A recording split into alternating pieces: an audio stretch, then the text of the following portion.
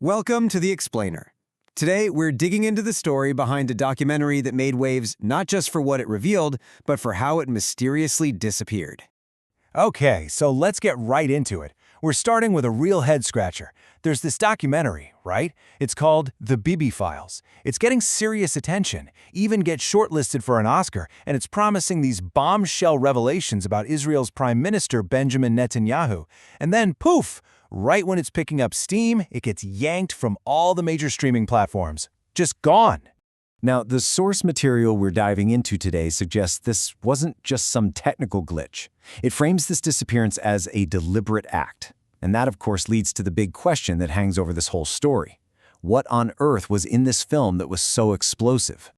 Well, according to the source, the real power of the film wasn't just in opinions or analysis. It was in the evidence it presented. We're talking about leaked police interrogation footage and recorded testimony from people deep inside Benjamin Netanyahu's inner circle. And to really get a sense of the stakes here, just look at this quote.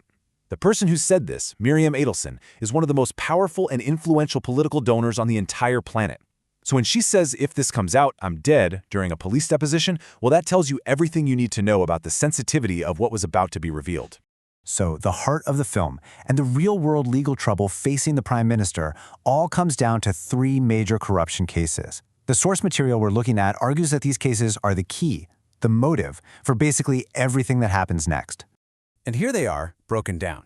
You've got Case 1000, which is basically about getting expensive gifts in exchange for political favors. Then you have cases 2000 and 4000, which are both about these alleged deals to trade political power for favorable media coverage. What the source presents here is a pattern, a system of you scratch my back, I'll scratch yours, using the highest office in the country for personal and political gain. And you have to understand, this isn't some theoretical problem. The source makes a point to show that in Israel, unlike in some other places, there's a very real history of holding top officials accountable. A finance minister, a president, even a former prime minister, they've all actually served prison time. So for Netanyahu, the threat of a conviction wasn't just possible, it was very, very real. So you've got this perfect storm brewing, right? The charges are filed in 2019. Then in 2021, he loses an election. Suddenly, he's out of power, exposed, and legally vulnerable. The huge question became, how could he possibly get back into office while facing a trial that could land him in prison? This timeline here is absolutely crucial. I mean, yes, he's the longest-serving prime minister in the country's history, but the period you really need to zero in on is between June 2021 and December 2022. He's out of a job, his trial is moving forward, and he needs a path back to the top, and he needs it fast. So how did he do it? According to the source material, his only way back was to form a coalition with far-right figures he had, in the past, refused to even be seen with. The source describes these new political partners as extremists, and the alleged deal was simple. They'd give him the numbers to become prime minister again, and in return, he'd give them some of the most powerful jobs in the country, like Minister of National Security and Minister of Finance. And once this new, controversial coalition was in power, the source argues that its very first order of business was a full frontal assault on the one institution that could actually convict him, the Supreme Court. This plan became known as the Judicial Overhaul, and to its opponents, as the source points out, this was a transparent attempt to gut Israel's democratic checks and balances. The alleged motive was kind of a two-for-one deal. First, allow the coalition to push its agenda without the court getting in the way, and second, create a potential off-ramp for Netanyahu to legislate his way out of his own trial. And this move, it ignited the biggest protest the country had ever seen, lasting for most of 2023. And that brings us right up to today, where the source material draws a very direct and deeply controversial line, connecting Netanyahu's legal problems to the war that's happening right now.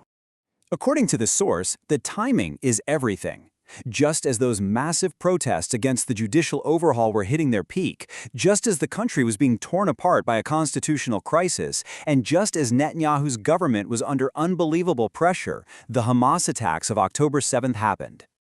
So here's how the source connects all the dots. It presents this chain of events not as a series of coincidences, but as a direct causal argument. From this perspective, the war served as a kind of convenient political lifeline. It instantly changed the subject from all of his domestic problems to a massive external threat, which in turn consolidated his power and made his leadership seem, to some, indispensable.